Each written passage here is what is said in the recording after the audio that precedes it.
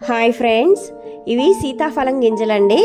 ఈ గింజలు మనం తిన్న తర్వాత పారేయకుండా వాటిని స్టోర్ చేయాలి. మొక్కలు ఎదుగుదలకి బాగా యూజ్ అవుతాయి. ఇవి ఇలా గింజల్లాగా కాకుండా పౌడర్ ఫామ్లో అయితే మొక్కలు తొందరగా అబ్జర్వ్ చేసుకుంటాయి. దీనివల్ల మొక్కలు స్ట్రాంగ్గా, వేర్లు బలంగా ఉంటాయి. మొక్కలకి ఇది ఒక మంచి ఆర్గానిక్ ఫెర్టిలైజర్ లాగా యూజ్ అవుతుంది. ఇవి డైరెక్ట్గా ఇట్లా కాకుండా మిక్సీలో వేసేసి పౌడర్ చేస్తున్నాను నేను ఇప్పుడు.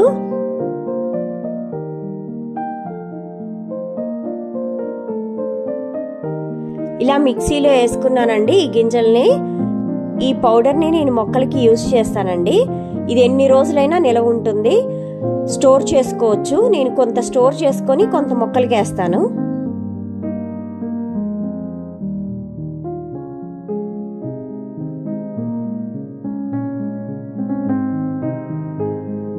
ఇలా మొక్క మొదల్ని కొంచెం తవ్వి ఆ మొక్క మొదల్లో ఒక్కొక్క మొక్కకి 1 స్పూన్ సరిపోతుంది. మొత్తం ఆ మట్టిని కవర్ చేసేసేయాలి. ఇంకా అలా 15 డేస్కి ఒకసారి, 20 డేస్కి ఒకసారి వేసుకుంటే సరిపోతుంది. ఇలా ప్రతి మొక్కకి ఒక్కొక్క స్పూన్ వేస్తాను నేను. ఇలా ప్రతి మొక్క మొదల్లో వేస్తానండి.